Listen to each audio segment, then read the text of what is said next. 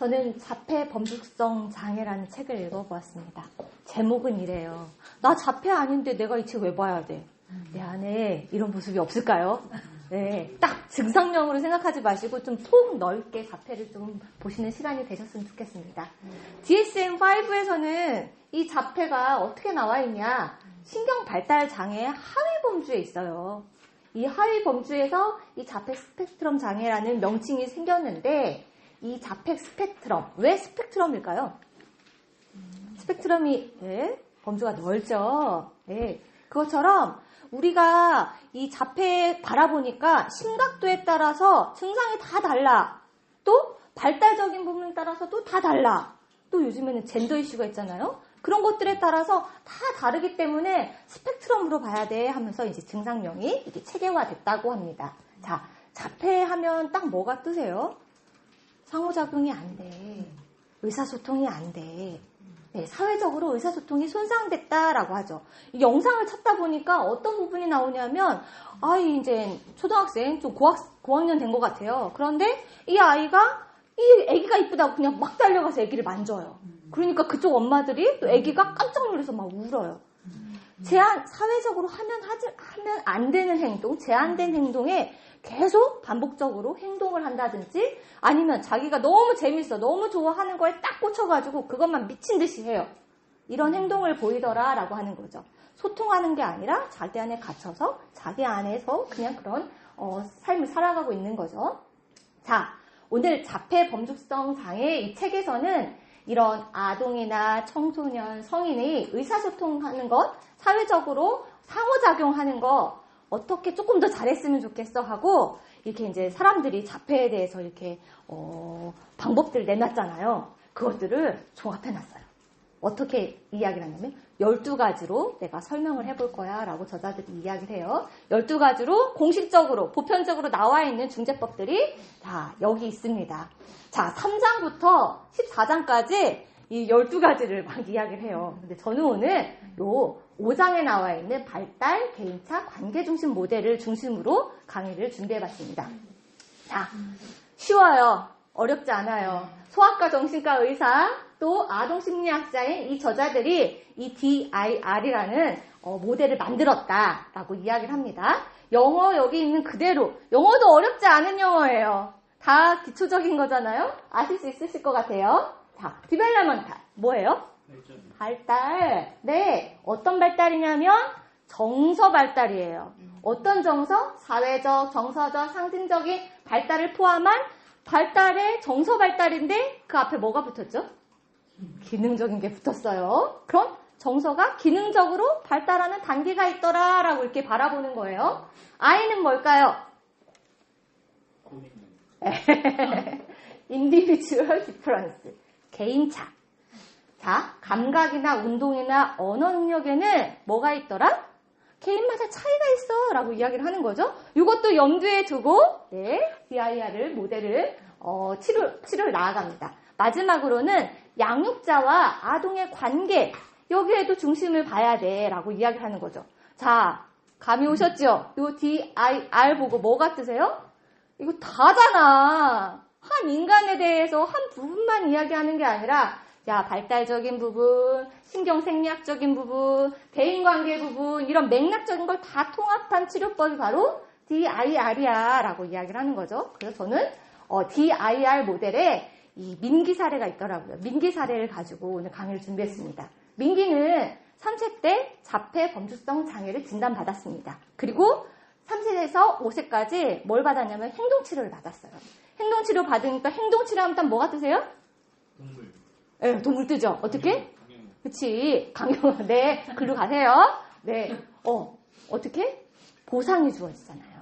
그쵸? 내가 행동한 거에 강화를 주고 보상을 주는 그런 행동치료를 받았는데 엄마가 가만히 보니까 이거 하다 보니까 아이가 보상으로 뭘 줬냐면 비디오를 시청할 수 있게 해준 거예요. 그러니까 어떻게? 애가 비디오를 딱 지금도 그러잖아요. 우리 아이들. 비디오 하나 뭐 틀어주면 뭐 뒤에 뭐 없어요. 그냥 막 집중 들어가죠. 너무 몰입하더라는 거예요. 그래서 이거 아니다 싶어서 DIR 중재를 받으려고 이렇게 왔어요. 그래서 5세 때부터 9세 때까지 4년간 중재한 프로그램이 이 안에 수록되어 있습니다. 그래서 저희 오늘 질문은 DIR 모델은 자폐를 어떻게 치료하는가? 자폐 치료할 수 있어요? 아까 누가 물어보셨어요? 할 수 있을까요? 한번 보실게요. 자, DIR 그대로 제가 목차를 준비했어요. 정서 발달에 기능적인 부분이 있더라는 거예요. 그래서 그 단계를 체크하면서 그 단계에 맞춰서 치료에 접근해야 돼 라고 이야기하고요. 두 번째는 운동 발달 감각의 개인차를 염두에 두고 치료에 들어가야 돼. 그리고 양육자의 관계에서 마루놀이, 밑바닥까지 내려가서 정서를 교감하는 그런 마루놀이로 치료를 할 수 있다라고 이야기를 하고 있습니다. 첫 번째는 제가 오늘 계속 100번이고 외칠 거예요. 뭘 외칠까요? 정서. 저 오늘 강의 핵심이에요. 네. 생애 초기에 아이들이 발달을 해나가는데 이 발달의 기본적인 우리가 어디에 집중할 거냐면 정서, 기능적인 정서 발달에 관심을 두겠다라고 DIR 창시자가 말을 해요.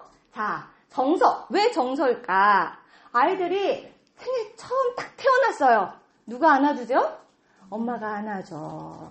엄마가 눈을 마주쳐줘. 엄마가 만져줘. 감각적인 거, 촉각적인 거, 시각적인 거, 후각적인 거, 다 이런 것들이 어떻게 이런 감각들이 뭘로 작용한대요? 나의 정서. 이 정서를 작용한다는, 정서를 움직인다라는 거예요. 정서를 경험하게 한다. 이런 정서가 힘이래요. 원동력이래요. 어떤 원동력이냐면 내가 살아가는데, 내가 관계하는데 힘이고 원동력이라고 표현을 하고 있습니다. 우리 애기 이뻤어. 이 얘기를 잘 많이 못해줘서 이 강의가 왜 이렇게 찔리는지 모르겠어요. 지금 다시 돌아가면 잘할 것 같죠? 그때 너무 힘들어서 근데 좀 다를 것 같아요. 네, 이렇게 정서. 그래서 DIR 모델에서는 정서적인 경험을 아주 기본적으로 기초가 되는 경험으로 생각을 하고 이런 정서적인 교환을 통해서 아이가 무엇을 발달시키냐면 우리 아까 인간과 상징 들으셨죠? 이방인신 괴물에서 상징 띄우는 거 들으셨죠? 상징할 수 있는 능력, 지능을 발달시킨다고 이야기를 합니다. 자, 상징할 수 있으려면 뭘 발달시켜야 돼요, 우선? 정서가 발달되어야 된다. 상징할 수 있는 능력, 추상적인 사고, 언어, 사회적인 집단에서 정서적인 교류를 하는 기술, 다 무엇 때문에 생긴다? 네, 100번 외친다고 했잖아요. 정서. 네, 정서적인 신호의 교환을 통해서 전두엽 발달하고요. 되뇌피질 발달하고요. 감정을 소통하는 변형계가 발달한다 이야기를 해요. 두뇌가 발달한다. 자, 여기 참 애기들 엄마가 와야 돼. 애기들 엄마들 우리 애들 두뇌 발달 IQ 높았으면 좋겠어요. 여기 열광하잖아요. 자, 이런 강의 그런 데 가서 해야 돼. 두뇌 발달에 뭐가 중요하다? 정서. 네, 정서적인 교류 잘 하셨나요? 제 경험도 가능해요. 자, 근데 이 치료법, DSM-5나 다른 치료법에선 뭐라고 하냐면 이런 지속적인 결함 때문이야. 병리야. 장애야. 이렇게 자폐를 보기 때문에 어떻게 하냐면 행동 교정으로 가야 돼. 치료로 가야 돼. 이렇게 자꾸 이야기를 한다라는 거예요. 그런데 DIR에선 뭐라고 하냐면 인간의 발달 단계의 어느 부분에 정서가 어려움을 겪었어. 정서적인 교류를 못했어. 그래서 어려움으로 생긴 거야 라고 이야기를 하는 거죠. 자, 그래서 기능적인 정서 발달 단계. 정서가 감각, 감정이잖아요. 근데 관계 안에서 기능적으로 사람을 발달시킨대요. 그것을 6단계로 이야기를 합니다. 자, 출생에서부터 3개월부터 해서 48개월까지 이렇게 나눠서 얘기를 해요. 자, 지금 아이들 키워보신 분들은 키우셨던 것 좀 떠올리시면 좋을 것 같고 난 애도 안 낳고 결혼도 안 했어? 자, 나 다 겪어온 세월이에요. 자기의 출생 3개월 기억나시죠? 네. 그쵸. 2에서 6개월 생각나시죠? 네. 그거 떠올리시면서 강의 들으시면 좋을 것 같아요. 네, 첫 번째 단계에서는 자, 하고 태어났어요. 아이들 색깔도 안 보여요. 흑백으로 보여요. 근데 이 시기에 내가 딱 안정적으로 양수 안에 있다가 딱 태어났는데 불안해. 어떻게 해야 돼요? 안정적인 환경 찾아야 되잖아요. 그래서 누굴 따라가요? 양육자. 양육자의 시선 쳐다보고 양육자가 하는 말을 듣고 그 시선을 쫓아갈 수 있는 단계. 요 단계가 첫 번째 공유된 관심 및 조절의 단계다라고 이야기를 하는 거죠. 이런 걸 하면서 내가 좀 안정적이야. 나 살만해. 내 환경 괜찮아. 이렇게 안정할 수 있다라고 그런 정서를 느끼게 된다라고 이야기를 하는 거죠. 두 번째 단계에서 자, 요 시기에는 2에서 6개월이에요. 요 시기에 뭐 하는지 아세요? 애 뒤집어요. 그 전까지는 그냥 누워있어.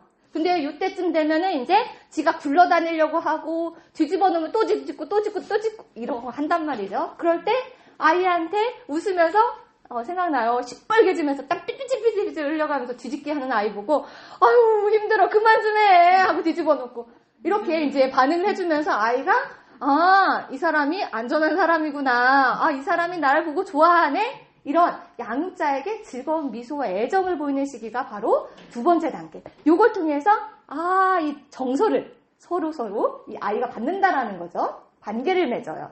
근데 이번에는 어떻게 4개월에서 6개월 되면 이제 뭐 하냐면 혼자 앉을 수 있어요.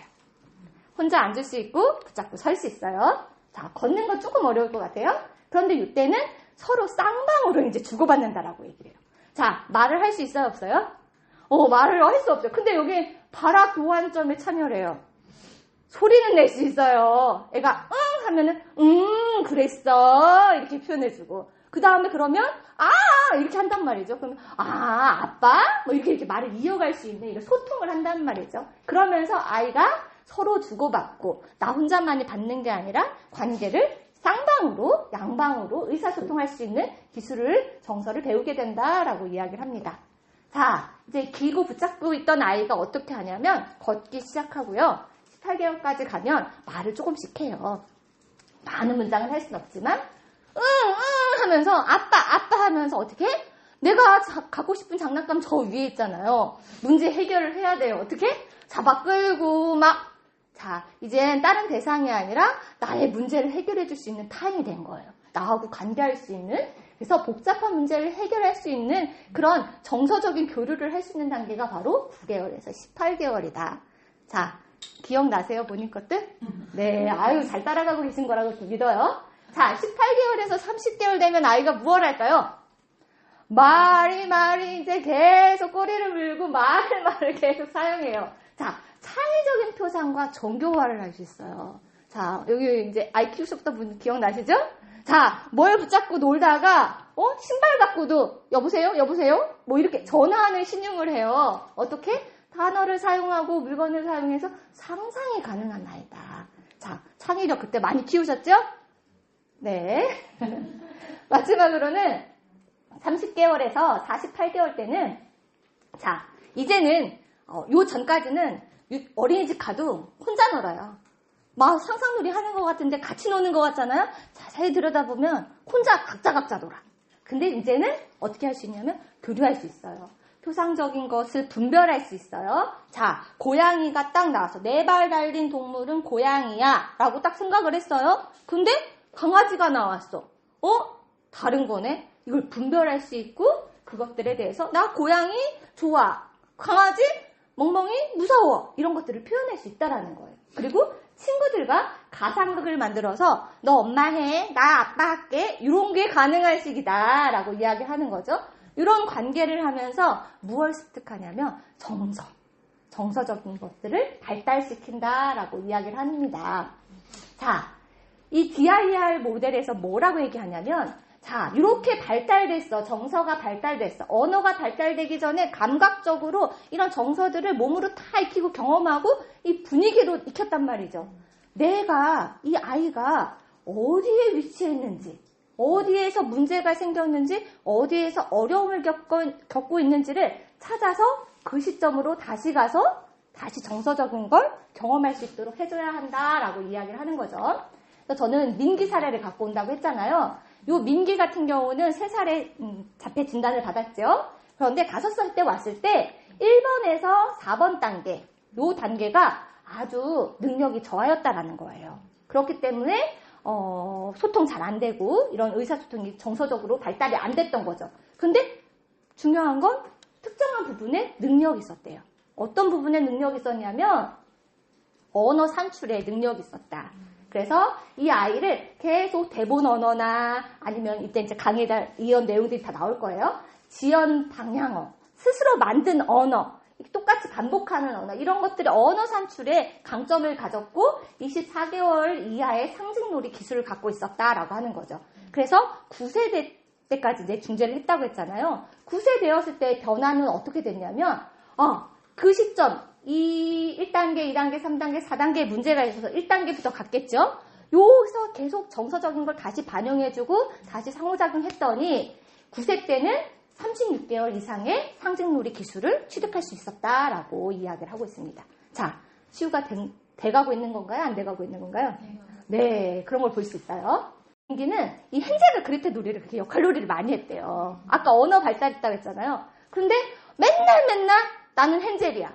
아유, 엄마도 헨젤 좀 하고 싶다. 근데 계속 나는 헨젤이야. 내가 헨젤 할 거야. 막 이랬는데 이 아까 말한 그 4년 동안 하고 9세가 되었을 때 자기가 자발적으로 어느 날 나 그레텔 할 거야. 자발적으로 자기주도적으로 역할을 바꾸면서 이 5단계 이 창의적인 토상과 정교화 단계로 발달해가는 것을 볼 수 있었다라고 하는 거죠. 자, 두 번째예요. 자, 기능적인 발달 단계가 아주 기본이에요. 요거 계속 체크하면서 무엇을 봐야 되냐면 개인적으로 어떤 데에 감각이 예민한지, 감각 처리 능력이 좋은지, 개별 차이를 봐야 된다. 왜냐하면 요걸 하면서 개별 차이 능력을 어떻게 할 수 있냐면 아이가 환경적으로 안전한 환경을 만들어줄 수 있기 위해서는 이런 개별 차이를 봐야 돼라고 이야기를 하는 거죠.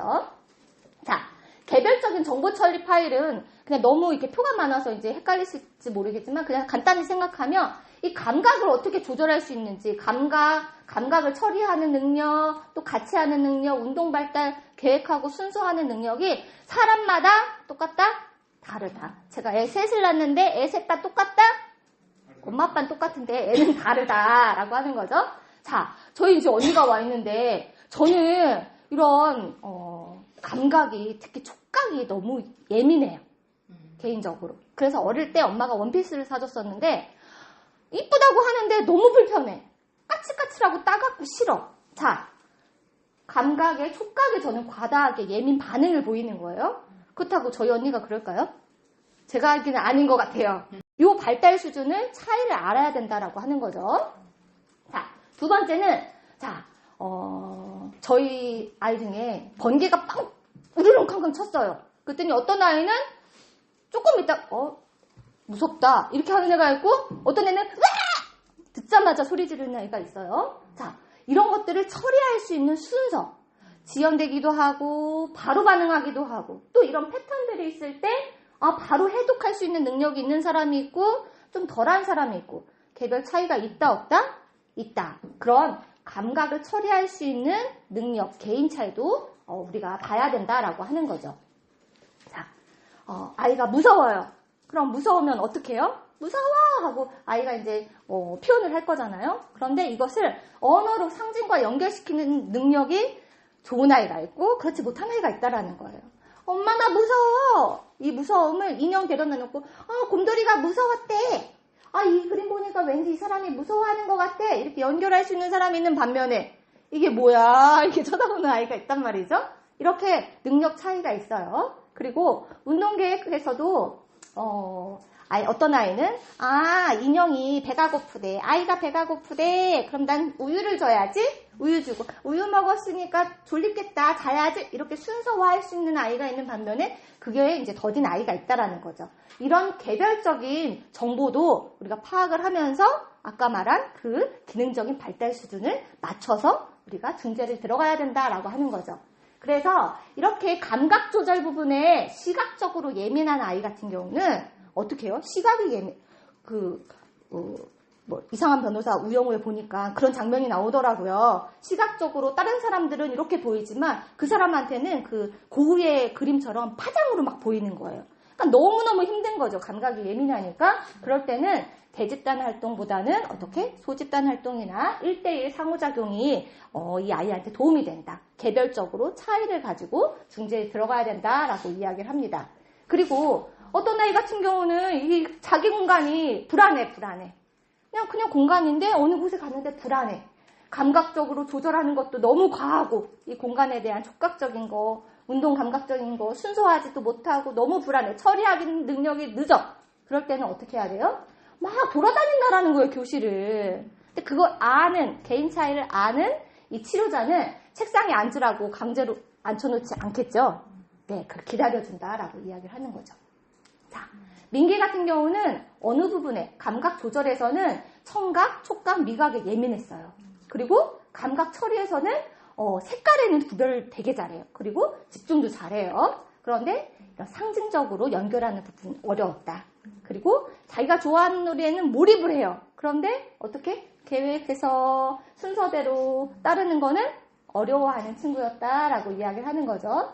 그래서 이 아이한테 어떤 놀이가, 이 아이가 갖고 노는 게 놀이가 뭐였냐면 기차놀이였다라는 거예요. 왜 기차일까? 감각적으로 예민하잖아요. 그런데 안정적인 게 필요해. 변하지 않고 항상 똑같은 거, 딱딱한 물질, 나를 안정시켜주는 기차. 또 색감적으로 구별이 가능하고 내가 자극할 수 있는 기차, 요 색깔의 기차. 그리고 또 내가 좋아하는 놀잇감이 기차인 거예요. 이 기차를 계속 끊임없이 갖고 놀았다라고 이야기하는 거죠. 계속 놀게 했더니 기차를 요구하지 않게 되었고 다른 놀이로 넘어갈 수 있는 가능성을 탐색하기 시작했다라고 이야기를 하는 거죠. 그러니까 왜 이 아이한테 기차일까? 이유가 있다는 거죠. 이 아이만의 이런 개별적인 특성 때문에, 차이점 때문에 그렇다라고 하는 거죠. 마지막으로는 이제 양육자와의 관계예요. 이 발달적인 단계, 이런 기능적인 정서 발달 단계를 기본으로 부모가 상호작용하는 것이 바로 치료의 열쇠야라고 이야기를 하는 거죠. 당연한 말이잖아요. 그런데 거기에다가 뭐까지 해야 돼? 개별적인 것도 같이 엄마가 알고 있어야 돼. 그러니까 내가 치료하려면, 우리 아이를 알려면 이런 기능적인 정서 발달 단계 알아야 되고 개인적인 차이도, 개별적인 차이도 인지하고 있어야 된다라고 하는 거죠. 자, 그래서 최고의 중재자는 부모라고 이야기를 해요. 부모가 최고의 촉진자다. 항상 오랜 시간 같이 있을 수 있고 제일 가까운 대상으로 상호작용할 수 있기 때문에 아이의 언어나 사회 정서 발달에 촉진자가 될 수 있는 게 바로 부모다라고 이야기를 하는 거죠.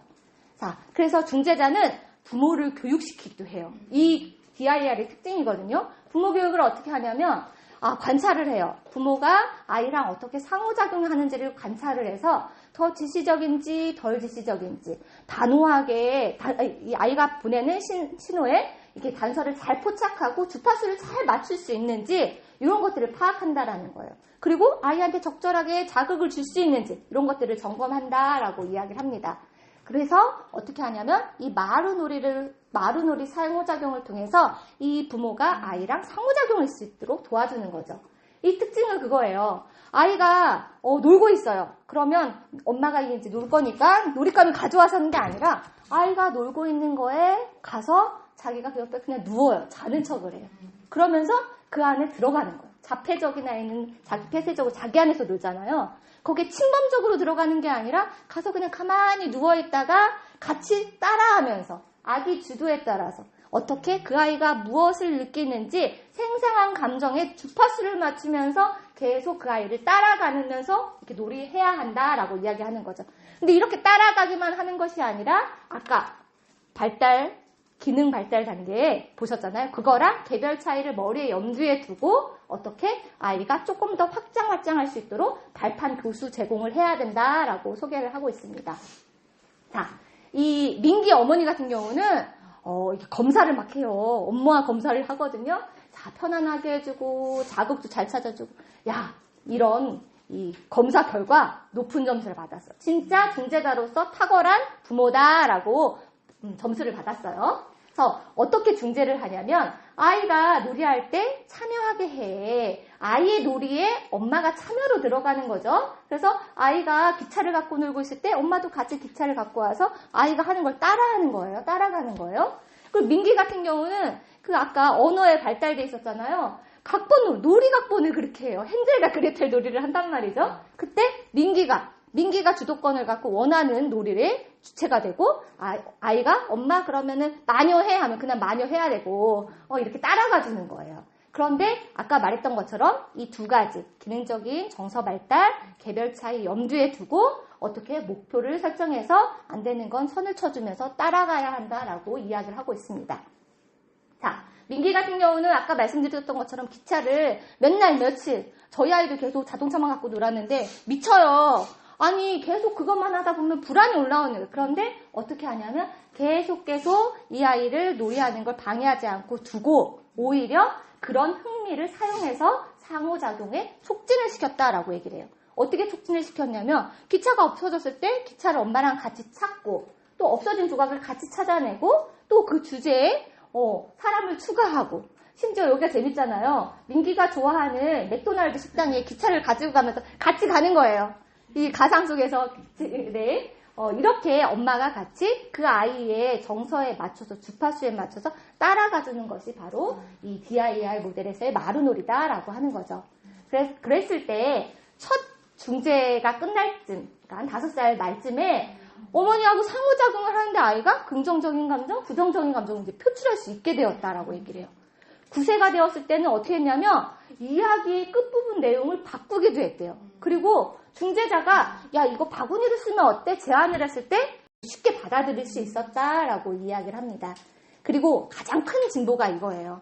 자폐야 하면 아까 서론에도 말씀드렸지만 상호작용이 어려운 거거든요. 그런데 대학생 중재자들과 다른 사람들과 상호작용할 수 있는 관계를 맺을 수 있는 참여 능력에 질적인 변화를 보였다라고 이야기를 하는 거죠. 이제 사회적인 언어, 자발적인 언어가 점점 많이 사용하면서 관계를 할 수 있게 되었다라고 소개를 하고 있었습니다.